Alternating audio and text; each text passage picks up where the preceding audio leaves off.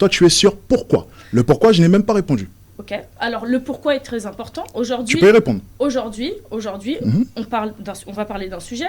Le sujet, c'est la violence des hommes envers les femmes. La violence des hommes envers des femmes est aussi la résultante de tous ces éléments éducatifs qu'on a depuis l'enfance.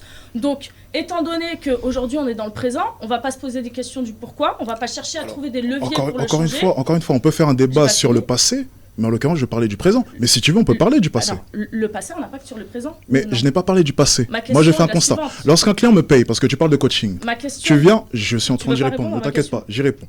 Tu viens, tu me payes, tu me dis, Alex, là maintenant, je vais rencontrer quelqu'un.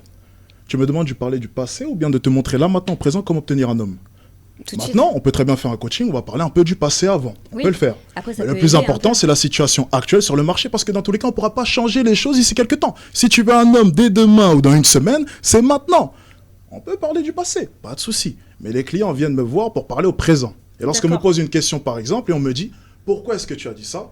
On a pu le voir, et s'il te plaît, c'est sur Internet. Ok, j'ai une question. Okay. J'ai une question. Quand un client vient te voir et te demande je veux rencontrer quelqu'un, est-ce que tu te bases sur les résultantes, à savoir j'ai rencontré quelqu'un, ou sur la pérennité d'une relation? Alors, je me base simplement déjà sur lui. Si tu veux vraiment rentrer dans les Non, détails. ma question, le résultat. Le résultat qui est important pour toi, c'est que la personne demain rencontre quelqu'un, que ça dure 1 heure, 3 heures ou 2 jours, tu t'en fous, ou la résultante, c'est la pérennité de la relation? Ça dépend du besoin du client. La plupart des gars qui viennent me voir pour répondre honnêtement, c'est pas forcément pour du sérieux. Bah en même temps, puisque ils sont jeunes, à 17 ans, tu cherchais forcément une relation sérieuse?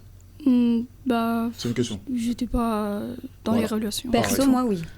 Oui, mais toi, ok. Mais toi, t'es une fille bien, toi, c'est différent. Est-ce que spécial, t'as entendu sa réponse?